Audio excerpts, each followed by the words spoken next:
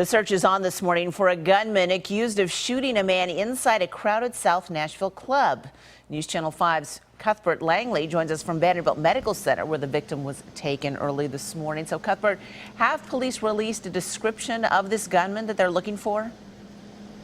Yeah, Jennifer, they have, thanks to several surveillance cameras that were around the scene this morning. They tell us that the suspect they're looking for is an African-American male, tall and slender, wearing a white V-neck T-shirt. Take a look at this video from earlier this morning. Police are telling us this suspect specifically targeted the victim and shot him multiple times in the stomach before the suspect ran away from the scene. The victim was taken here to Vanderbilt Medical Center, where he is in stable condition this morning. But as you can see from the video, there were several police officers on scene throughout the morning, interviewing witnesses, speaking with the bar owners there, and also using those cameras to kind of piece together exactly what happened. While they know, like I said, this was a specifically targeted shooting, they don't know the motivation or the reason behind the shooting this morning.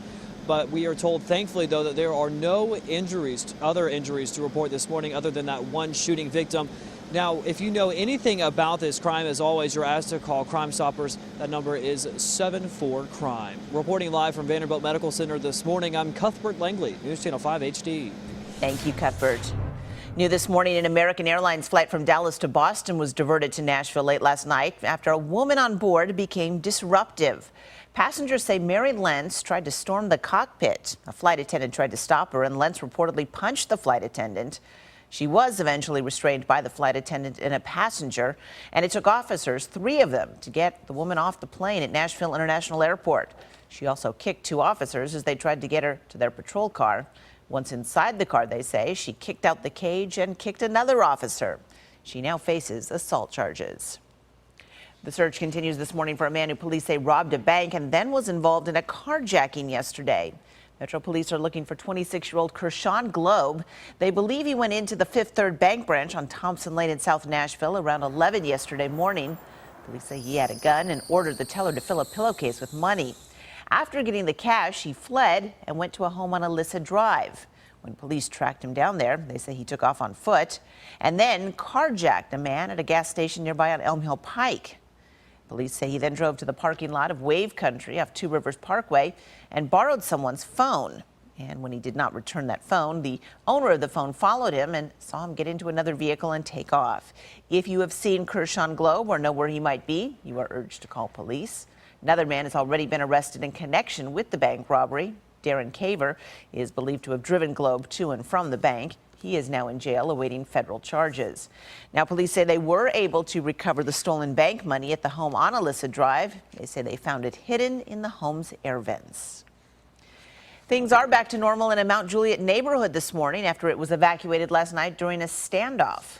Folks in 12 homes in the Providence Landing neighborhood were asked to leave while police dealt with a man threatening to commit suicide in a house on Dunwood Loop.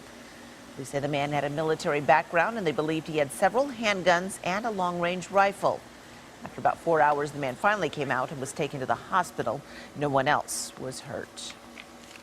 The Perry County Sheriff's Office and the Fraternal Order of Police came together yesterday to honor the wife and family of National Guardsman Michael Braden. Braden was the soldier who was shot and killed at the National Guard Armory in Lobelville last month. A 15-year-old is accused of pulling the trigger. During the ceremony at the Buffalo River Resort, Braden's family was given a special plaque honoring him. It's been a nightmare for parents who adopted their children but still can't bring them home. Jim and Marianne Sokolowski began the adoption process to bring Cora and her twin brother Tris home from the Democratic Republic of the Congo 2 years ago. But last fall, the country stopped letting any adopted children leave, trying to control abuse and human trafficking. The couple has legally adopted the twins but can't bring them home until the country issues exit letters. We can't think in terms of if they come home. We think in terms of when they come home. Congress has now passed 2 resolutions urging the Congolese to begin adoptions again. There's also a petition urging President Obama to discuss the issue with the Congolese president during the U.S.-Africa Leaders Summit this week in Washington. For a link to the petition, just head to our website, newschannel5.com.